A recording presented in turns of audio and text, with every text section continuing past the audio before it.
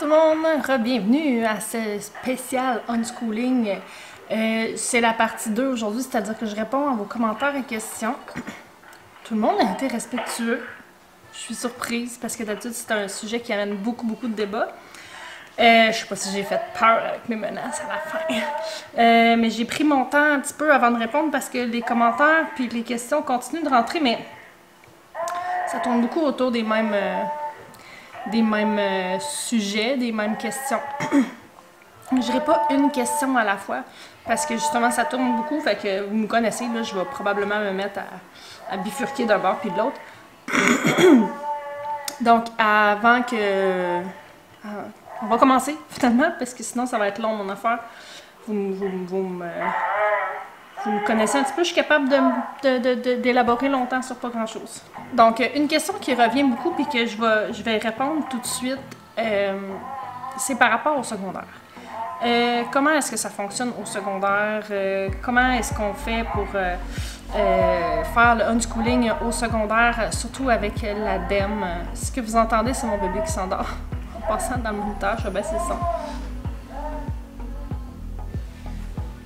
Donc, c'est bien beau pour des jeunes enfants, là, mais qu'est-ce qui arrive au secondaire quand ils ont des examens du ministère à passer, quand ils ont toutes sortes, beaucoup plus de critères à remplir. Bon, la vraie réponse, c'est je le sais pas concrètement. Je l'ai jamais vécu, personnellement encore. Ce que je vais vous répondre, c'est mon idée et aussi ce que j'ai lu. Donc, il y a plusieurs choses à prendre en compte dans le unschooling. Mais la première, c'est aussi qu'il n'y a pas de règles à suivre. Il y en a qui vont être unschoolers à 100% puis qui vont se débrouiller avec ça. Mais c'est encore difficile à dire encore même là parce que c'est tellement nouveau, les règlements puis tout ça. La loi, avec le nouveau règlement, qu'on ne sait pas trop ce qui arrive. Puis ça change tellement qu'on ne sait pas ce qui arrive si un enfant ne répond pas à un dossier non conforme. Surtout que l'année passée, ça a comme plus passé à cause de la COVID. Je ne sais pas qu'est-ce qu'il va y avoir cette année. Mais il y en a beaucoup qui ont réussi à être exemptés l'année passée. Il y a déjà pas beaucoup de unschoolers. Il y a déjà pas tant de unschoolers. Il n'y a pas déjà beaucoup de homeschoolers au secondaire. Donc, c'est difficile d'avoir des vraies réponses de vrais gens. Mais voici ce que moi je pense, OK? On va parler en termes purs de la pédagogie, si on veut. Rendu au secondaire, l'enfant va avoir des intérêts. Puis, il va être rendu beaucoup plus autonome pour aller faire ses apprentissages par lui-même. Puis, de ce que je comprends, rendu à cet âge-là, on voit beaucoup une différence au niveau de... Tu sais, quand ils sont tout petits, on a l'impression qu'ils jouent, qu'ils font juste jouer, puis c'est un peu inquiétant. Tandis qu'au secondaire, au plus vieux, ils deviennent comme plus... c'est moins par le jeu comme tel. On va plus être au courant de leur passion, puis tout ça. Ce que je lis beaucoup, là on va revenir par rapport à l'ADEME, c'est des plus vieux, que c'est difficile d'avoir des traces, parce que l'enfant, puis je trouve que ça fait totalement du sens, l'enfant qui est plus vieux, qui écrit des choses, par exemple, va pas nécessairement vouloir les partager. Tu sais, comme moi, ma fille, en ce moment, elle est super contente que je veuille prendre des photos de ce qu'elle écrit, mais c'est vrai qu'en vieillissant, tu sais, si on écrit... Tu sais, quand t'écris pour le plaisir, c'est des choses beaucoup plus personnelles qu'on écrit. Donc, c'est sûr qu'en vieillissant, les enfants sont moins prompts à partager ça. Donc, c'est ce que je lis comme... J'ai de la misère avec ma voix, je suis désolée. C'est l'histoire de ma vie en hiver. C'est ce que je lis qui est difficile un petit peu. Bon, je réponds pas tant à la question parce que ça dépend. Ça dépend de l'intérêt de l'enfant. Puis au final, puis là, ça s'applique à tous les niveaux. Ça reste le parent éducateur qui... Puis, tu sais, tout ça se négocie avec l'enfant. Moi, je trouve que ça s'explique à l'enfant. Dire, écoute, on veut notre liberté, on fait, tu sais, je veux te laisser faire ce que tu veux, mais j'ai des comptes à rendre au niveau de ton éducation. Je le sais que c'est plate, je le sais que ça te tente pas nécessairement. Mais est-ce que tu veux collaborer au moins un petit peu avec moi pour remplir tel critère ou si tu veux pas partager un texte personnel à toi, veux-tu m'en écrire un que ça te dérangerait pas de partager. Et ainsi de suite. Ça va un peu à l'encontre de la pédagogie, de l'esprit du unschooling, mais ça reste... c'est plate. C'est vraiment plate. On est dans une province avec beaucoup de choses à remplir. Puis, c'est pas le fun. Moi, je trouve que c'est vraiment un gros bâton dans les roues qu'on a pour donner une éducation merveilleuse à nos enfants. Mais, écoutez, je peux pas... Puis il y en a aussi, comme moi, présentement, mes enfants, je n'ai que Viviane qui est en âge scolaire, mais j'essaye de la guider beaucoup. J'essaye de la guider vers ce que je veux qu'on voit, comme que je disais un petit peu dans mon dernier vidéo. Tout ça étant pas essayer d'y forcer de la matière là, dans sa tête, mais bien de la guider vers une thématique, tu sais. Si j'ai besoin de traces d'écriture, ben je vais m'asseoir puis je vais écrire ou je vais lui montrer quelque chose que moi j'ai écrit quand j'avais son âge, par exemple. Souvent, tu sais, on vient qu'on apprend à connaître nos enfants. C'est ça qui est difficile à expliquer, c'est qu'il n'y a pas de one size fits all.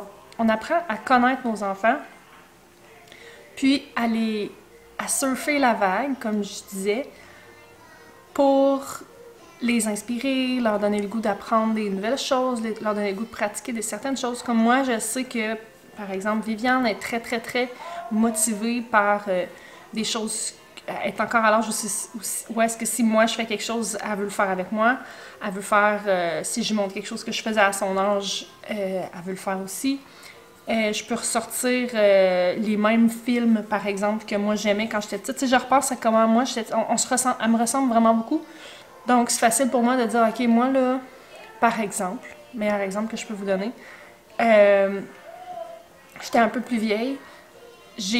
Quand j'ai écouté le film La Petite Espionne, écoutez, j'étais devenue une espionne. Donc, j'avais un cahier, puis j'écrivais tout ce que je voyais dedans. Je vous laisse deviner ce que j'ai fait, puis je vous laisse deviner ce qu'elle a fait avec ça. C'est un exemple parmi tant d'autres, Puis c'est ce qui vient avec le temps un petit peu aussi de connaître notre enfant, savoir comment est-ce qu'il va être motivé dans tout ça. Donc, pour moi, avec ma fille, présentement, c'est quand même facile de dire, bon, j'ai telle compétence à voir ou à avoir des traces de. Donc, je vais essayer telle affaire. J'essaie des choses, puis ça finit tout le temps par être pertinent au niveau de l'éducation. Mais pour ce qui est du ministère, je réussis à retrouver des traces comme ça. Mais au final, pour à peu près tout, je suis peut-être utopique, mais moi je pense que on finit par toutes les voir de toute façon. C'est ça que, je sais pas si vous avez écouté le live que j'ai fait avec Karina, excusez, sur Instagram la semaine passée, où est-ce que j'expliquais que mon problème avec le ministère, c'est que eux, ils voient tout en termes de cycle, puis moi, je vois ça en termes d'une vie, là, tu sais. Pour moi, si c'était juste de moi, ça serait pas la fin du monde si mon enfant écrivait pas aussi rapidement que les attentes de fin de cycle. Sauf que le ministère, c'est pas comme ça que ça fonctionne. Mais je sais qu'à un moment donné, mon enfant va rattraper. Bref, c'est ce que je pense de ça. Moi, je pense qu'on finit par toutes les voir, les critères à peu près. Même en unschooling, même quand on n'essaie pas, je peux pas... Il y en a qui s'y intéressent pas, puis je parle vraiment pour les miens, mais tu sais, même les miens, ils finissent par s'intéresser à... C'est pratique de savoir lire, là. C'est pratique de savoir écrire aussi, fait que ça vient d'eux aussi à un moment donné de se pratiquer, puis d'écouter des émissions sur les sujets qui les intéressent, puis ça fait partie de la vie. Puis ça vient d'eux. Je sais pas si je suis claire, là. Mais en tout cas, pour ce qui est des compétences et des critères du ministère, c'est ça. Il y a plusieurs façons de faire. Puis ça, je peux pas répondre pour toutes les familles ni exactement comment faire. Moi, c'est comme ça que je fais. J'observe mes enfants. Puis en ce moment, je m'en viens vraiment bonne avec Viviane. L'année prochaine, Liam va être aussi en âge scolaire. Donc, je vais peut-être découvrir que pour lui, c'est plus difficile. Mais à date, je commence à le saisir un peu. Comment est-ce que je peux semer la graine en lui pour qu'il aime apprendre quelque chose, qu'il ait envie d'apprendre quelque chose, puis on essaie de s'en aller dans la direction qu'il veut, tout en voyant les compétences qu'il faut voir pour le ministère. Ensuite, avec ça, on parle aussi des examens du ministère, parce que à partir de l'année scolaire prochaine, fait qu'à partir de juin, l'année scolaire 2021-2022, les examens du ministère devraient être obligatoires. Est-ce que vous voulez vraiment savoir ce que je pense de ça? Je suis pas très sûre. Par contre, je peux pas répondre non plus à vraiment à cette question-là, parce qu'on ne sait pas dans quel contexte ça va être fait. On ne sait pas qu'est-ce que ça fait si notre enfant coule. On ne sait pas, on sait rien. On sait rien, pas en tout. Donc, moi, j'ai pas l'intention de préparer mon enfant à un examen si la seule et unique conséquence est qu'il coule, puis c'est ça. J'ai pas l'intention de préparer mon enfant à un examen du ministère. J'ai même pas l'intention de lui parler qu'il y a une note au final de ça. Ça va juste être comme, bon, ben garde, il faut faire ça, tu fais ton puis voilà. Pour ce qui est du DES, par exemple, parce que ça aussi, ça revenait, comment est-ce qu'un enfant peut obtenir un DES? Puis je trouve que, c'est pour ça que j'allais dire que je disais qu'il n'y allait pas avoir une question, parce que ça revient tout connecté. Donc, le DES. À la base, on peut se questionner, est-ce que c'est obligatoire d'avoir un DES? Là, oh, mon Dieu, je viens d'en choquer plusieurs, parce que pour plusieurs, c'est la base. Honnêtement, pour moi aussi. Chez nous, il n'était pas question qu'on n'ait pas notre DES. C'était comme respirer. C'était comme non, on va avoir notre DES. Un point, c'est tout. Donc, l'idée de ne pas avoir de DES me ferait très peur. Par contre, plus je lis, plus je réalise que c'est peut-être pas aussi primordial qu'on a. Premièrement, OK, allez voir les statistiques, là, il n'y a pas beaucoup de monde qui obtient leur DES, puis ceux qui l'obtiennent sont la majorité des gens qui obtiennent le... OK, je dirais pas la majorité parce que je sais pas si c'est au-dessus de 50% ou près de 50%, je me souviens plus des chiffres exactement. Mais près de la moitié des gens qui obtiennent leur DES sont des analphabètes fonctionnels.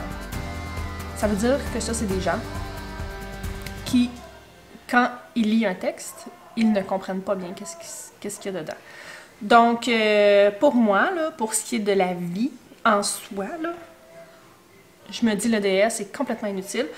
Et restez avec moi, là. Je suis pas en train de juste bâcher le DES, il va y avoir un mais à la fin de tout ça, OK? Il y en a qui vont peut-être être choqués de ce que je dis puis qui vont fermer la vidéo, mais il y a une suite. Et aussi, puis là je fais une parenthèse pour les homeschoolers actuels qui se sont demandés toujours s'ils ont les compétences pour enseigner à leurs enfants. J'aurais tendance à dire que le DES est supposément un genre de tag de mérite, là, tu sais, de qualité d'éducation. Donc, si vous avez votre DES et que vous faites remettre en compte la possibilité de transmettre des savoirs que vous êtes censé savoir parce que vous avez votre DES, rappelez ça aux gens. J'ai mon DES, en théorie, je devrais savoir qu'est-ce qui se passe en deuxième année. Donc, est-ce qu'on fait confiance à notre diplomation au Québec assez pour dire que quand tu as un diplôme, tu devrais être pas pire pour parler de la matière que tu as vue? Fin de la parenthèse. Je réalise que ça me rend anxieuse parler de ça. Il y a tellement de choses qui me passent par la tête, puis que j'aimerais pouvoir tout dire en même temps.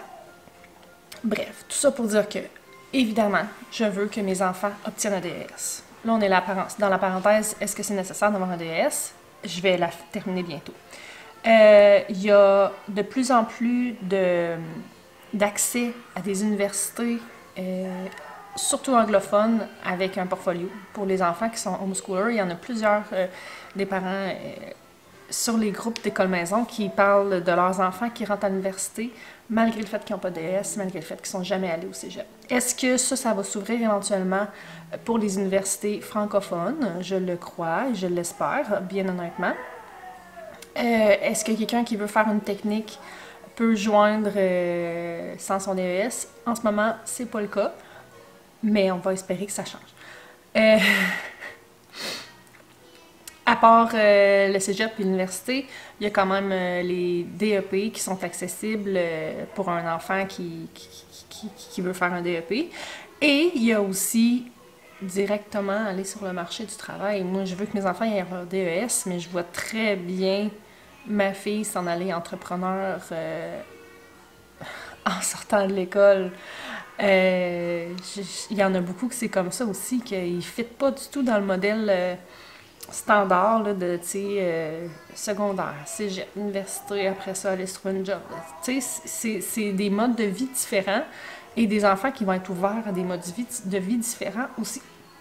Donc ça, c'est les options. Mais mettons qu'on veut vraiment le DES. Parce que je fais partie de celles qui obligera probablement pas mes enfants à avoir le DES, je sais pas encore, mais qui aimerait vraiment. Tu sais, on veut tous que nos enfants soient. Tu sais, on veut que nos enfants aient du succès. Peu importe on est qui. Tu sais, en tout cas, il faudrait arrêter de penser que le parent se fout de ces affaires-là. C'est pas le cas du tout. Bon, notre enfant veut faire une technique policière, mettons. Ben, c'est très simple. Est-ce que l'enfant est intéressé? Ben oui.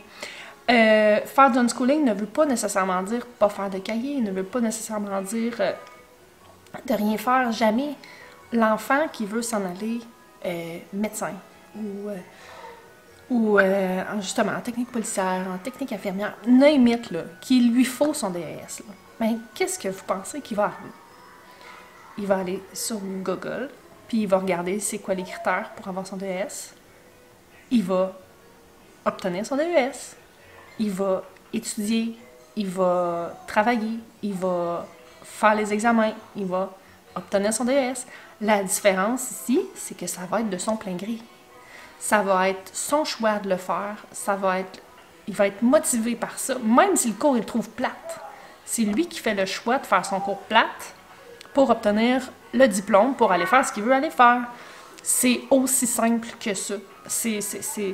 Je peux pas l'expliquer plus que ça. Moi, j'ai eu mon DES parce que j'étais obligée de l'avoir. C'est dans le sens où dans ma famille, c'était pas négociable. J'ai haï ça, je l'ai eu, je m'en rappelle plus, puis je l'ai pareil, c'est correct, tu sais, sauf que s'il faut qu'il fasse des maths 436, des maths 536, je vous l'ai dit dans mon dernière vidéo que je suis allée refaire ça, moi, des années plus tard, puis ça a super bien été. J'ai refait mes maths 436 3 fois, OK? Au secondaire, je l'ai fait en secondaire 4, je l'ai fait des cours d'été pour reprendre, puis j'ai refait 436 en secondaire 5, OK? J'ai fait 3 fois le cours pour essayer de l'avoir, mes maths 436, je les ai toutes coulées parce que je m'en foutais, OK? Sauf que plus tard, je suis retournée, je les ai faites de même. Fait que, tout ça, j'ai pas refait mes 436, j'ai fait mes 536, mais tout ça pour dire que quand ça nous intéresse, quand on est motivé, ça va bien. Donc, l'enfant va aller faire ce qu'il veut faire, il va aller chercher ce dont il a besoin pour avoir le parcours qu'il désire, finalement. Donc, pour la suite, j'ai eu beaucoup de questions par rapport aux évaluations de l'ADEME et aussi le projet d'apprentissage. Je vous dirais pas qu'il faut qu'on écrit unschooler dans notre projet d'apprentissage. Je pense que c'est pas une bonne idée. Je pense que c'est très mal vu, puis je pense que ça veut pas dire grand-chose pour bien du monde. La preuve, c'est la première vidéo que j'ai publiée, comment qu'il a bien pogné, comment que vous avez été plusieurs à le regarder, puis que ça a soulevé beaucoup de questionnements. Donc, moi, je dirais qu'il y a des affaires que nous, on est sûr de faire dans une année. On est sûr de faire des projets, on est sûr de faire des jeux de société, on est sûr d'écrire des lettres à nos familles, à nos amis, on est sûr d'écrire des listes d'épicerie, tu sais, on est sûr de faire plein de choses. Donc moi, c'est ce que j'ai mis dans mon projet d'apprentissage parce que c'est des choses que, oui, vont couvrir les compétences et les matières qu'on doit avoir. Mais, tu sais, j'y vais plus dans l'idée que... Parce que moi, la façon que je vois ça, moi, je regarde toutes les pédagogies, j'essaie de m'instruire le plus possible tout le temps, je capote là-dessus sur tous les types de pédagogies possibles. Pas parce que je veux en adapter une, on en a une. On a un mode de vie comme ça. Puis moi, en tant que parent éducateur, ben je veux accompagner mon enfant du mieux que je peux. Donc, j'essaie de mettre le plus d'outils possible. J'essaie de partir des projets avec eux. Ça pogne-tu, ça pogne-tu pas? Ça dépend des fois. Mais souvent, je sais qu'on va regarder des documentaires. Vous savez un peu votre vie peut ressembler à quoi? Qu'est-ce que vous êtes sûr de faire? Moi, c'est comme ça que j'ai fonctionné dans mon projet d'apprentissage. J'ai écrit disons que si on regarde mon projet d'apprentissage, on a plus l'air d'une famille qui fait des apprentissages par projet. Puis c'est ça, pareil. C'est juste que les projets sont généralement initiés par les enfants. J'ai une placoteuse.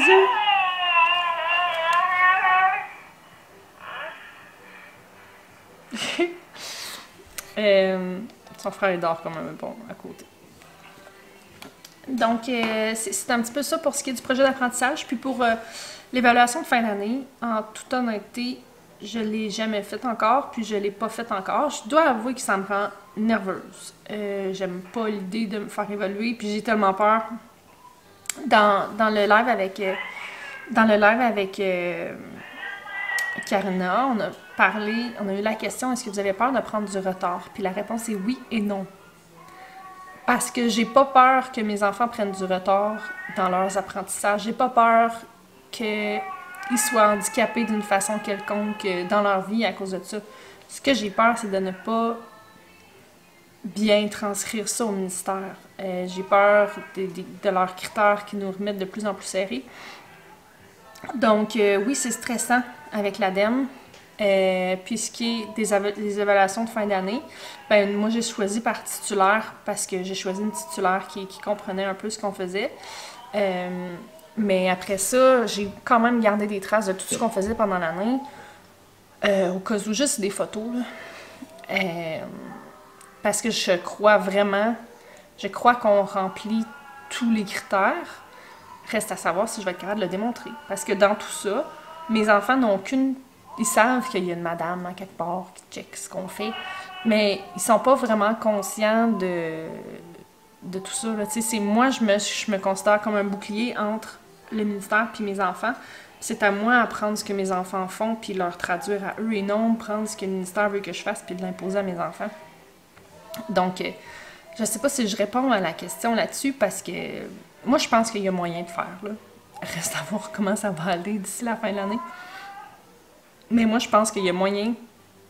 C'est juste beaucoup de travail. Puis je pense que c'est beaucoup plus de travail pour le parent que, par exemple, si on utilisait bien des cahiers, ça serait quand même facile de dire, bon, on a vu ça, ça, ça, puis on a suivi le programme, tu sais. Là, il faut que je fasse comme, bon, on a vu le programme, voici comment je peux vous le démontrer, en sortant des bouts de papier, c'était là, puis plein d'affaires là, qui traînent partout, là, parce qu'il y a des projets chez nous, là, il y en a partout. Fait que je sais pas nécessairement la plus claire là-dessus. Je pense que de se lancer dans le unschooling, c'est un peu se jeter les pieds dans le vide, en effet, parce que c'est ça, c'est aux parents. Les bénéfices vont surtout à l'enfant, aux parents aussi, là, mais mettons que ça serait plus facile pour moi, puis plus rassurant de dire, bon, on va faire un tel cahier, on va s'obliger à faire tel cahier, de telle page à telle page, tu sais, tant de nombre de pages par jour, on va voir tout ce qu'on a à faire, puis voilà. Mais c'est ça, j'ai décidé de pas faire ça. Donc, c'est à moi de vraiment faire le tri dans ce qu'on a, puis d'analyser tout ça. Fait que c'est de la job, mais je pense que ça vaut la peine. OK, on a une question quand même intéressante qui vient de Véronique. Elle me dit je me questionne parce que tu dis qu'on fait ce qui leur tente, mais admettons qu'on fait une recette. Je dis parfait, lis-moi ce qui est écrit. Et il dit ça me tente pas. Des fois, ça me décourage un peu car c'est quand même un peu le but. Mais en même temps, à t'écouter, je me dis peut-être que je focus pas sur le bon apprentissage pour lui à ce moment précis et que ça ne lui tente pas de lire. Qu'est-ce que t'en penses? Moi, je pense exactement ça. Je pense que... Puis, si c'était moi, premièrement, OK, je vais toujours... C'est quoi l'objectif? C'est-tu que mon enfant se pratique à lire, puis qu'il aime lire, ou si c'est absolument qu'il lise à ce moment précis-là? L'exemple de la recette. ok, je comprends que c'est frustrant, tu te dis, ok, tu sais, on a notre fantaisie, là, de, il va nous lire la recette, puis on va apprendre ici, puis on va faire ça, puis blablabla. Mais je pense que ça fait partie de la game de voir qu'est-ce... Au final, là, je veux pas briser le moment, je veux pas briser ma relation avec l'enfant. Donc, il veut pas lire, ben qu'il lise pas. Peut-être qu'à un moment donné, là, si c'était moi, là, je ferais comme... Ben là, je peux pas, là, je suis trop loin, ou je vais pas bien, ou j'ai mal aux yeux, tu sais, comme essayer de trouver une raison pour laquelle que je peux pas le lire, tu sais, ou trouver des façons un petit peu détournées comme ça, de le faire si on est dans le besoin de pratiquer, par exemple. Parce que je sais que, comme nous, par exemple, elle est rendue qu'elle lit assez... sa lecture est assez fluide pour dire que c'est plus un effort pour elle de lire. Donc, mais je peux comprendre dans la genre de phase où est-ce qu'ils savent lire, mais que, tu sais, tout décoder. Parce qu'il y a ça aussi, où est-ce qu'il est rendu dans son apprentissage de la lecture? Est-ce qu'il est rendu juste à assimiler les sons? Puis après, tu sais, parce que c'est beaucoup de choses à apprendre à lire. Là. Je vais faire une grosse parenthèse sur la lecture. Je suis désolée, ça va être long. Je l'assume. Je le dis à presque 30 minutes, là, mais... où est-ce qu'il est rendu dans son apprentissage? Il est en train d'apprendre les sons? Puis c'est-tu un effort pour lui de juste mettre un mot ensemble? Ou est-ce qu'il est rendu qu'il peut faire une lecture? Ou est-ce qu'il est rendu que ça va quand même bien, mais que c'est saccadé, puis qu'il y a besoin de pratique? Ou est-ce que c'est rendu, ou est-ce qu'on est rendu à la compréhension de texte? Parce qu'on peut pas tout faire ça en même temps. Tu sais, se souvenir de quelle lettre fait quel son. Après ça, coller les deux lettres ensemble, savoir quels sons ils font. Après ça, faire le mot, se souvenir c'était quoi le mot, puis se souvenir c'était quoi les mots d'avant. Tu sais, on peut pas... il y a beaucoup d'étapes dans tous les apprentissages. En fait, même, mettons, les mathématiques, où c'est qu'il faut reconnaître le chiffre, puis s'en souvenir, puis se souvenir c'est quoi le signe plus, puis ainsi de suite. Donc, si c'était moi, OK, dans un exemple comme ça, je ferais juste comme, OK, tu sais, je vais le lire, mais tu sais, je le lirais doucement, peut-être en suivant mon doigt, à voix haute, tu sais, je le lis. Au même titre que quand ils apprennent à lire, des fois, là, j'essaie juste de garder la lecture fluide, tu sais, quand c'est plus saccadé puis que ça vient un peu mieux. S'il accroche sur un mot, je vais le lire juste pour garder le beat, parce que le plaisir est important. Pareil comme... c'est ça, ça a comme interrompu mon affaire, je parle trop longtemps. Je pense que c'est vraiment d'apprendre à saisir son enfant, saisir où est-ce qu'on est rendu. Pareil comme écrire. Des fois, elle veut écrire juste pour le fun. On regarde pas les fautes. Des fois, elle veut écrire bien comme il faut. Elle écrit une lettre à quelqu'un. Donc, c'est ça. Des fois, elle veut vraiment composer quelque chose, mais c'est comme trop long ce qu'elle veut écrire pour sa main, puis je peux comprendre. Donc, je l'écris pour elle. À toutes les fois, on travaille quelque chose de différent. Il y en a que c'est la calligraphie, il y en a que c'est la composition de texte, il y en a que c'est l'orthographe, puis il y en a que c'est... il y en a de toutes les compétences différentes. Donc, j'essaie de pas trop sticker une fois. Tu sais, si toujours les recettes, il veut jamais lire, c'est ça, je trouverais peut-être une autre manière de tourner, ou qu'il lise pas pendant les recettes. Si on est capable de le faire lire autrement, si on est capable de le faire lire... Moi, la liste d'épicerie, c'est quelque chose qui pognait beaucoup. Tu sais, on va l'écrire ensemble. Tu as le droit de choisir quelque chose dedans. Ou on va lire ensemble une recette, des ingrédients d'une recette, on va l'écrire ensemble. Tout ça accompagné, même s'il ne le fait pas lui-même à voix haute. Puis, rendu à l'épicerie, ben, c'est lui qui prend le crayon, c'est lui qui doit le lire. Je sais pas, maman m'a la tête, puis elle a de la misère, elle va pas bien à cause de la lumière, limite, là, n'importe quoi, là. Je pense que c'est ça le gros. Il n'y a pas de réponse, il n'y a pas de one size fits all avec tout dans le unschooling. Je trouve ça... Le cerveau, il arrête pas, là, le cerveau des enfants, puis de maman aussi, parce qu'il essaie de voir toutes ces affaires-là. C'est quoi le besoin? On veut qu'il aime faire la recette, OK? Je vais revenir avec la recette, là. J'ai bientôt fini. On veut qu'il aime faire à manger avec maman. On veut pas que ça soit plate de faire à manger avec maman, parce que là, tu vas perdre toutes les autres opportunités qu'il puisse éventuellement lire la recette. À un moment donné, ça va y tenter. Puis, tu peux quand même le lire avec le doigt, avec lui, comme ça. Poup. Après ça, tu peux quand même y expliquer, regarde, 1 sur 4, ça veut dire 1 quart, ça veut dire que 4 comme ça rentrent dans une tasse. C'est tout. On n'en parle plus. Juste... T'sais, des fois, je vois que ça fonctionne bien, que ça les intéresse. Je vais faire des tests avec ça. Puis c'est ça la beauté du unschooling, c'est que ça l'intéresse. OK, go, garde. On prend une tasse, on prend un quart de tasse, on en met 4, ça fit. Il y a tout le reste des apprentissages, à part la lecture. Il y en a plein d'autres apprentissages qui se font Après ça, la chimie, la cuisine, tu sais, la communication verbale, tellement de choses que je ne focuserai pas sur la chose que moi je trouve importante. Parce qu'il n'est pas là, puis il y a d'autres façons de le faire. Puis au final, tu veux que l'expérience complète. Tu veux pas qu'il boque, tu sais. Tu veux pas insister 2-3 fois à ce qu'il lise, que ça fasse de la chicane, qu'il ça y tente plus, puis que t'es pogné pendant 6 mois qu'il veut plus faire à manger avec toi. C'est ça. Fin de la parenthèse. Audrey, elle apporte un sujet quand même intéressant parce qu'elle va avoir un enfant tout seul pendant le jour. Puis ça me fait penser qu'il y a une chose très très importante que je n'ai pas apportée et c'est l'ennui. L'importance de l'ennui. Parce que ça peut avoir l'air très envahissant là, comme projet là, de dire bon, ben comme faut que je ride la vague et tout ça, il faut les laisser s'ennuyer. Puis ça, là, ça s'applique à tous les enfants, unschoolers comme pas unschoolers. Les enfants, là, ils ont plus le temps de s'ennuyer. Puis, ça est arrivé plusieurs fois que je me suis fait demander comment tu fais pour pouvoir, tu sais, pour être avec tes enfants toute la journée, puis qu'ils se tapent pas dessus toute la journée, qu'ils se chicanent pas, qu'ils soient pas tout le temps après toi. Ben, c'est simple. Mes enfants, je les laisse s'ennuyer. Je veux dire, chez nous aussi, ça arrive de moins en moins souvent, mais peut-être une fois par 2 semaines que je dis oh, je m'ennuie, puis là, trouve-toi de quoi faire, chérie. Je ne suis pas leur entertainer personnel. Des fois, c'est bien sûr que des fois, souvent, j'apporte moi-même un projet, mais la créativité, ça vient par l'ennui.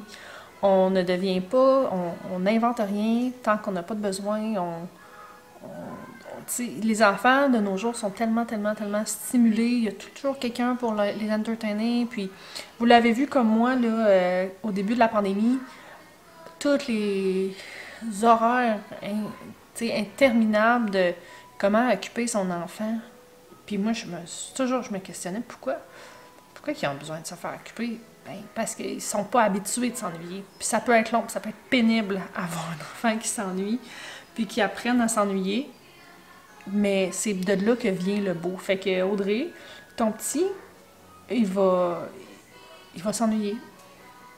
Puis, ben, tu prends pas le relais sur quoi faire avec lui tout le temps.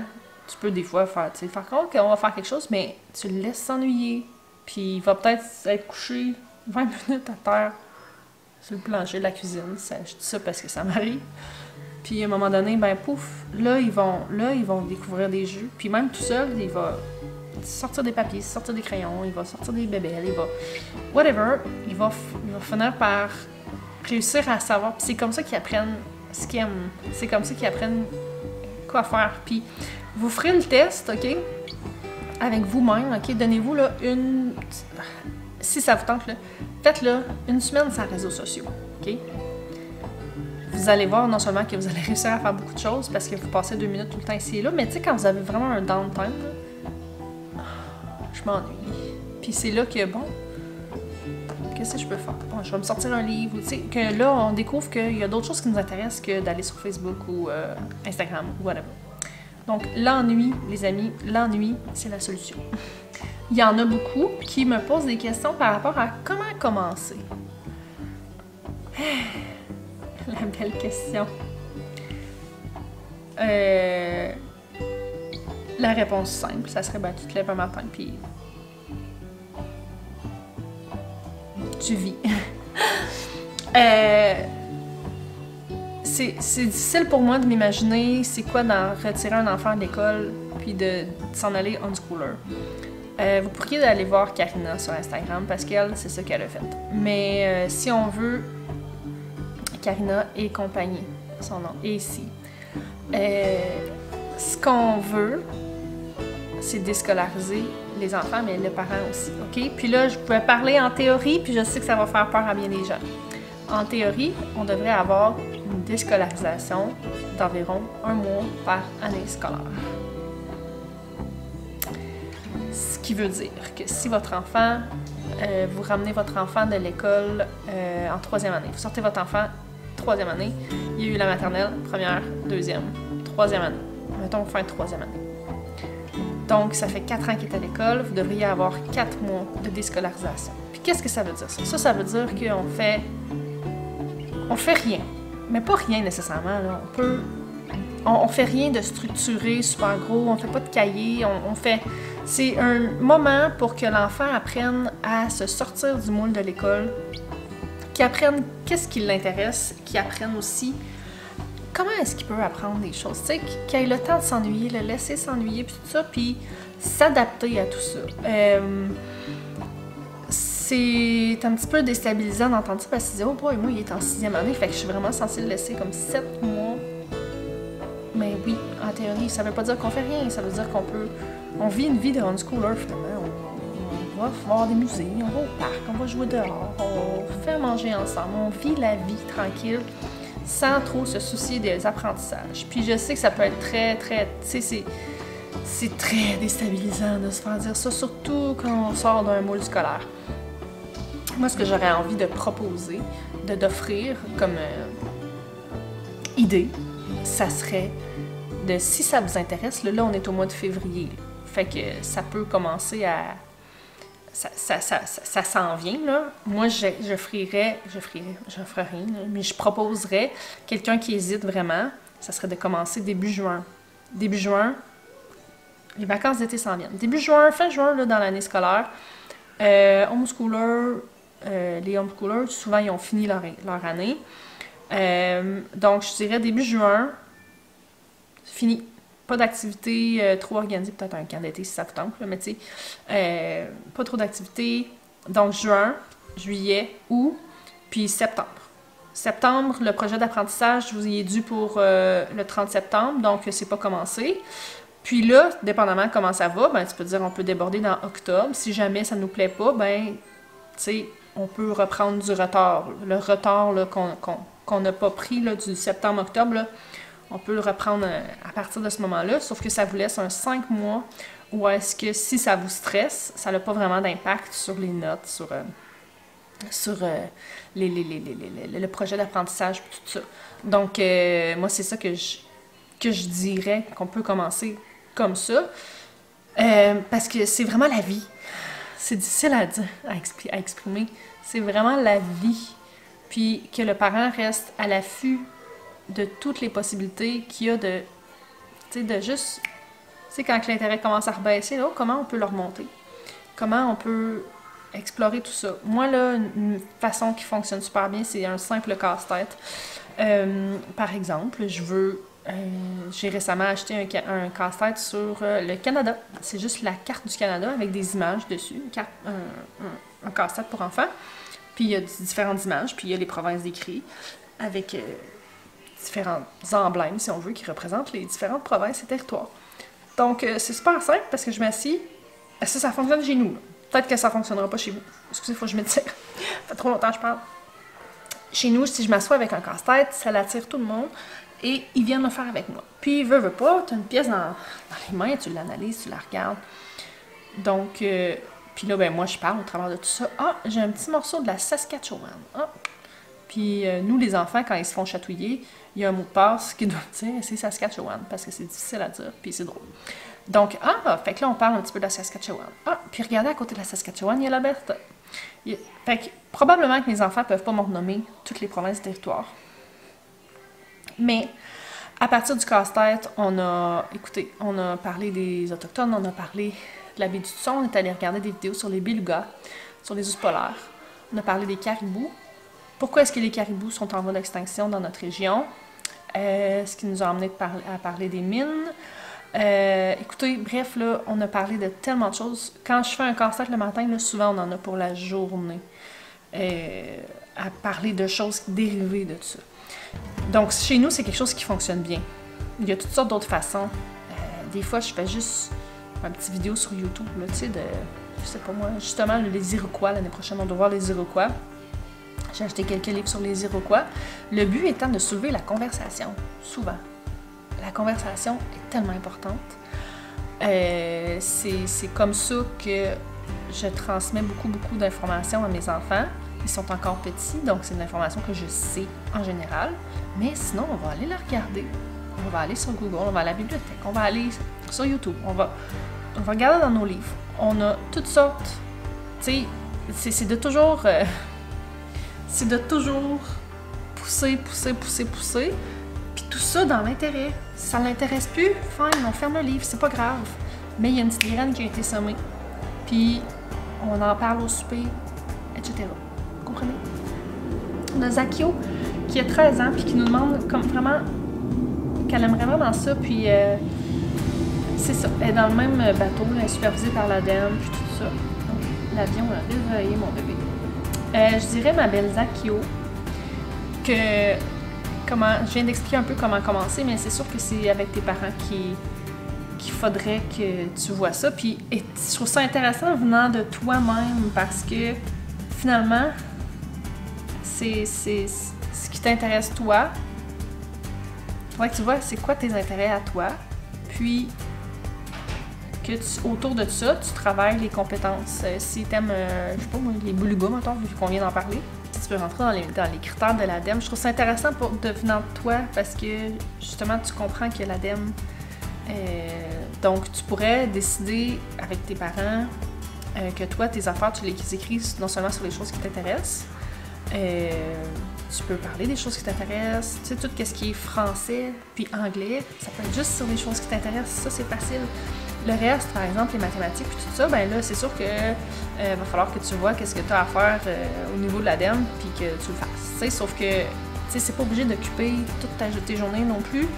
Ça peut être... On n'est pas obligé d'être 100% en schooling non plus. Tu sais, si les cahiers, c'est facile, puis que ça remplit les critères, puis que voilà, c'est comme ça finit là, puis on les fait, ça prend une demi-heure, puis voilà, tu sais. Donc, c'est vraiment quelque chose à voir avec tes parents.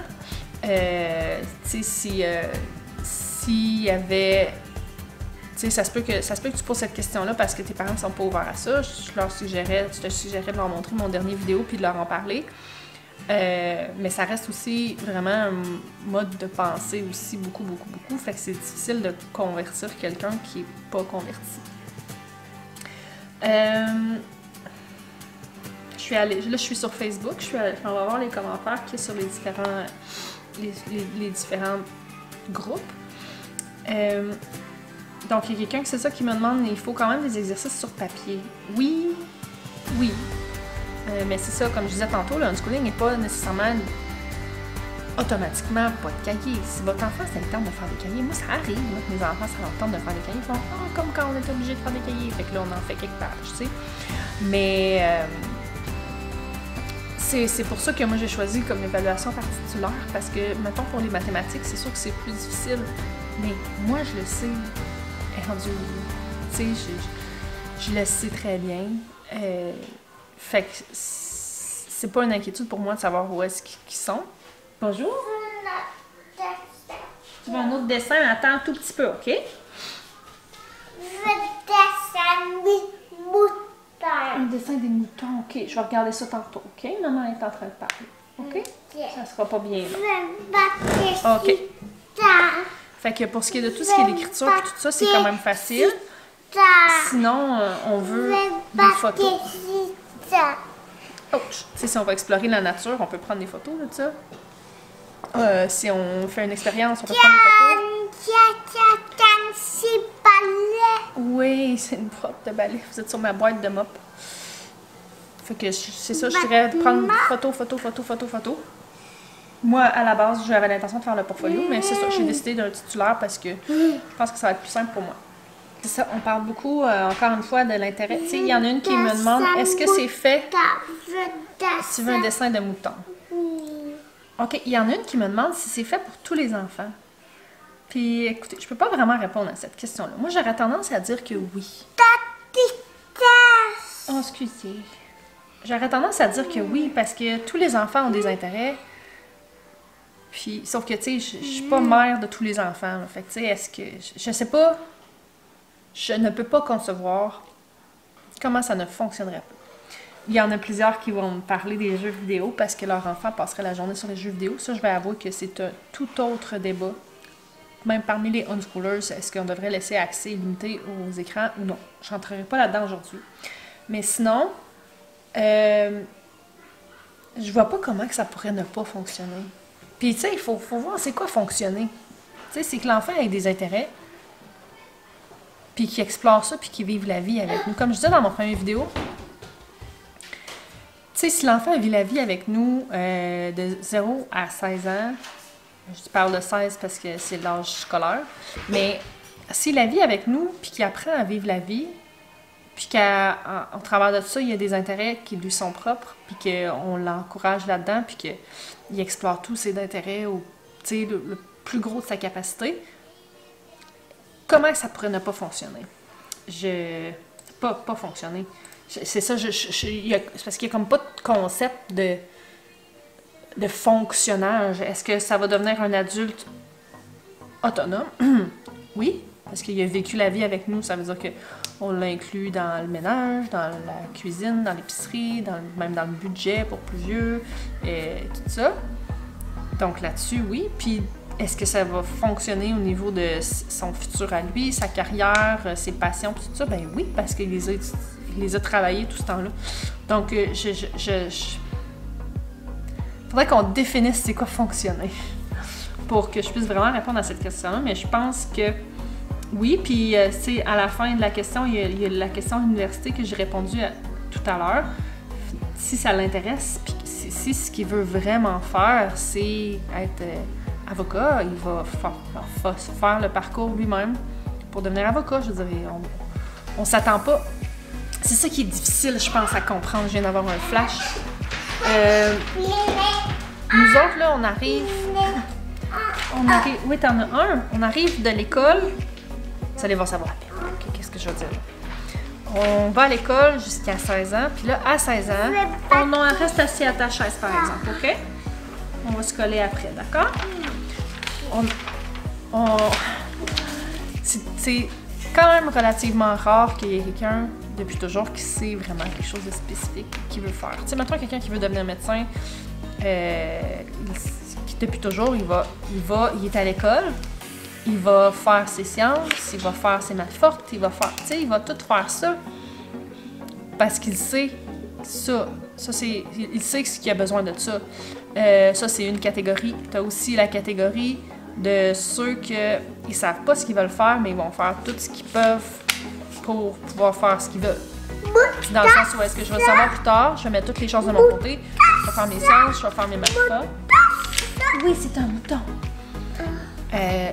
Donc, il y a ça. Puis, t'as ceux que, bon, ils vont continuer parce qu'il faut continuer, puis ils vont faire, tu sais, les arts plastiques, les autres affaires plus artistiques parce que c'est ça qui les intéresse ou parce que c'est le plus facile, si on veut, ou parce qu'ils n'ont pas les notes pour faire les maths fortes ou whatever. Sauf qu'après ça, on arrive à 16 ans, 17 ans, mettons, puis là, il faut choisir quoi faire. Puis là, on s'en va au cégep, ou on s'en va faire un DEP, ou on s'en va sur le marché du travail, ou whatever, qu'est-ce qu'on fait. Puis on commence à se chercher à cet âge-là, généralement. Souvent, c'est ça qui arrive. Versus... Donc, oui, je peux comprendre que dans ce cas-là, si t'as pas... Comment je peux expliquer? Tu sais, ce que je veux expliquer, c'est que le unschooler, là, il n'arrive pas à 16 ans. Qu'il n'a rien fait pendant 16 ans. Oui. Il n'arrive pas à 16, 17, 18 ans, qu'il n'a rien fait jusqu'à 16, 18 ans, puis là, pouf, il y a une élimination, je veux devenir médecin, mais j'ai pas mon DES, ou que je veux rentrer à l'université, j'ai 20 ans, puis je veux rentrer à l'université en médecine, puis j'ai aucun critère pour le faire. C'est pas comme ça que ça arrive, généralement. Généralement, le jeune, il sait depuis longtemps un peu qu'est-ce qu'il veut faire. Donc, à 12, 13, 14 ans, là, il commence à s'enligner pour ça. Il n'y a pas une ligne qui tranche autant que dans l'école publique où est-ce que tu arrives de l'école puis qu'il faut que tu saches ce qui t'intéresse, il faut que tu ailles les critères, tu sais même pas si ça va t'intéresser, il faut que tu fasses les demandes d'admission cette année-là. Ça arrive pas comme ça. Tu sais, il faut que tu cherches pendant des années, souvent quand tu as fini l'école, tu sais pas ce que tu veux. Tandis que le unschooler, il arrive, puis, tu sais, il a fait le cheminement, il a fait le même cheminement s'il en a besoin, mais généralement, comme plus jeune, puis avec l'objectif en tête. Je sais pas si je suis claire dans ce que je dis. Je pense que c'est ça qui arrive beaucoup, c'est que quand on arrive à 16-17 ans dans l'école publique, on a tellement passé de temps à l'école, souvent on se connaît pas. Moi, je savais pas ce que je voulais faire. Tout, là. j'ai commencé à me chercher à cet âge-là, tu sais, à faire des job-in, à aller à un cours, puis là, changer de cours, puis là, abandonner un cours, puis là, essayer autre chose, puis retourner travailler, puis arrêter de travailler, jusqu'à j'ai fait plusieurs cours, là, puis je travaille dans rien, tout ça là-dedans, aujourd'hui. Mais ce cherchage-là, là, entre mes 17 puis mes 22 ans, là, il n'y a pas lieu quand que si t'as pas eu à te chercher, là, quand que ça fait depuis que t'es tout petit que tu connais tes intérêts, tu connais comment t'apprends bien, tu sais qu'est-ce que t'haïs, tu sais qu'est-ce que, tu sais, à l'école, c'est dur à dire, là, c'est pas parce que je suis bonne en maths que j'aime les maths, mais il a toujours fallu que j'en fasse pareil, puis j'ai pas eu le temps d'explorer mes passions, et je sais pas si c'est clair, tu sais, c'est vraiment tranché quand on sort de l'école, où c'est que, bon, tu gradues, voilà, maintenant. Puis si t'as pas été chercher qu'est-ce que tu pouvais aller chercher avant, mais il va falloir que tu retournes aux adultes et ainsi de suite. Versus l'enfant aller à la maison qui va aller chercher ce dont il a besoin au moment où est-ce qu'il va découvrir, il va savoir qu'est-ce qu'il veut faire. Bref, c'est une grosse généralité qu'est-ce que je fais, mais c'est généralement les commentaires qu'on lit. Bon, les autres questions, ça tourne vraiment tout autour de l'ADEME. Puis les critères, donc c'est ça, des choses que... Il n'y a pas de... Au final, là, dans tout ça, il n'y a pas de one size fits all. Il y en a beaucoup qui se demandent comment faire. Je pense qu'il y en a beaucoup qui... Justement, on est tellement pas habitué d'être laissé, tu sais, d'être libre, que il y en a beaucoup qui voudraient, je pense, un genre de mode d'emploi. Non! Attends un petit peu, garde, maman va t'en faire un de l'autre côté. Je vais faire un dessin pendant que je vous parle. Il y en a beaucoup qui voudraient avoir un genre de mode d'emploi de... voici comment faire du unschooling. Lundi, vous vous levez, vous faites telle affaire. Après ça, pendant l'après-midi, vous faites telle chose, puis pendant le soir, vous faites telle chose. Tu sais, comprenez-vous? Je pense qu'on est tellement habitué d'avoir un corps. Oui, mon amour, je le sais, que c'est difficile à imaginer, vraiment. Puis je pense que chaque famille unschooler a ses façons de faire. Puis tu sais, vous voyez, je connais une famille que la jeune, l'enfant, elle a démontré un intérêt pour être à niveau. Tu sais, apprendre, tu sais, faire de l'école. Mais là, il est beau mon mouton? Ma mouton. Tu le trouves pas beau, mon mouton? Ma mouton, ça. Ma mouton. C'est ton mouton? Oui. Tiens, je te le donne. Elle a voulu être à niveau. Ben, tu sais, elle a fait ce qu'elle a à faire pour être à niveau, tu sais. Maman. Mais, ben là, attends un petit peu, ma chérie. Ok, j'ai presque terminé, d'accord? Attends un petit peu. Sa mouton. Oui, attends un petit peu. Maman va t'en faire un autre.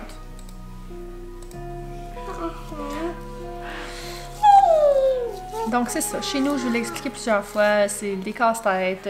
C'est de rester à l'affût beaucoup, puis les laisser s'ennuyer, puis les faire se joindre à nous. Des fois, c'est tellement plus facile de juste faire les choses tout seul, mais écoutez, faire à souper avec les enfants, ça leur apprend à faire à souper, puis plus qu'on en fait, plus que ça vient de l'aide, puis la discussion. Oui! La discussion, puis arrêter de, tu sais, toujours... Oui, tu peux les coller ensemble. C'est tellement plus facile des fois d'être comme, je sais pas, là, on va checker ça plus tard, ou... tu sais, comment ça me tente pas. Non, pas coller tout de suite, ok? Bientôt, maman. Après, c'est fini, on va se coller après, ok? Assieds-toi, là. Vraiment, de changer sa perspective sur les apprentissages des enfants, puis qu'est-ce qui est important, puis voir les opportunités partout. Tu sais, puis proposer des choses, puis pas être déçu ou fâché si ça pogne pas. Tu sais, c'est comme ça qu'on découvre qu'est-ce qui intéresse nos enfants, puis faire des projets avec eux, puis c'est ça. J'ai pas de mode d'emploi, malheureusement, à vous offrir parce que ça va dépendre de vos enfants, ça va dépendre de vous. Puis c'est pour ça que c'est le fun de l'essayer pendant le 4 ou 5 mois que je vous ai parlé tantôt. Que vous allez, c'est plate à dire, mais vous allez apprendre à connaître vos enfants selon... Puis tu sais, je dis ça en toute humilité, là, je prétends pas connaître parfaitement comment que mes enfants apprennent tout le temps. Mais je pense que je m'en viens pas pire à saisir comment est-ce que je suis capable de les diriger. J'aime pas ça dire diriger parce que ça a l'air d'être comme dans leur dos, mais comment les piquer leur curiosité sur différents sujets, puis comment essayer de raviver leur intérêt. Puis ça, c'est très important, d'après moi, aussi pour qu'ils apprennent autre chose que leurs intérêts aussi, ou pour qu'ils découvrent leurs nouveaux intérêts, parce qu'il y en a plusieurs qui vont dire, ben moi, j'aurais jamais découvert mon intérêt de name it si ça n'avait pas été obligatoire à l'école. C'est sûr, mais ça veut pas dire que le parent ne peut pas introduire quelque chose à son enfant en allant à la bibliothèque. On regarde d'autres choses que l'intérêt actuel de l'enfant. On peut louer d'autres livres, on peut regarder des documentaires sur d'autres choses, on peut parler de nos propres intérêts, les emmener dans des musées. Ça n'empêche pas d'avoir une vie organisée un petit peu, d'avoir des sorties au parc, au musée, avoir des activités parascolaires, avoir des amis. Finalement, là, c'est à vous de construire votre vie. Mais c'est ça que ça reste la vie. La vie, tout en étant éveillé à la moindre opportunité d'apprentissage ou de piquage de curiosité, si je peux dire. Fait que des fois, j'aimerais ça être plus clair puis être capable de vous offrir ce que vous voulez.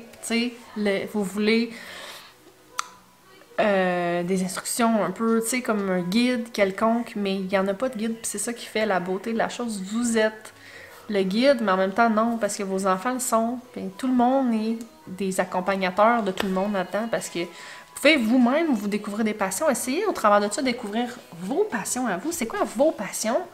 Puis travaillez-les, puis montrez à vos enfants qu'un adulte, ça peut faire autre chose que d'être sur son téléphone, puis de faire la vaisselle, puis faire à manger.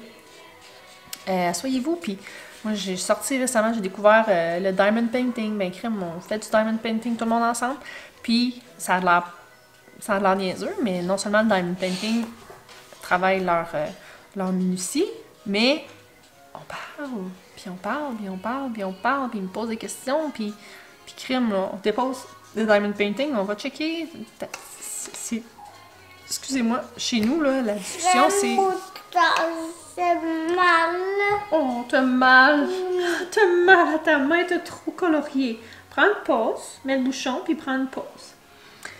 Fait que j'espère que j'ai répondu à vos questionnements. Je réalise que j'ai pas tant répondu à des questionnements parce que j'ai pas de réponse à beaucoup de questionnements. Mais ça reste de se pitcher dans le vide. Puis de s'adapter, puis il n'y a rien qui oblige à... Ouais, attends un petit peu, mon amour. Bon, mon bébé réveillé. Il n'y a rien qui vous empêche de garder le petit peu de structure dont vous avez besoin, mais que le reste, ça soit libre. Puis peut-être même que vous allez être chanceux, puis que ce que le ministère veut que votre enfant apprenne, ça va l'intéresser. Donc, mon bébé est réveillé. Mes deux bébés vont être réveillés d'une seconde à l'autre. Je vais vous laisser là-dessus. Puis écoutez, posez-moi d'autres questions s'il y en a d'autres, des commentaires. J'adore avoir vos commentaires. Vous avez tellement bombardé toute mon vidéo puis mes autres publications que c'était vraiment cool. Fait qu'on se retrouve la prochaine fois. Bye!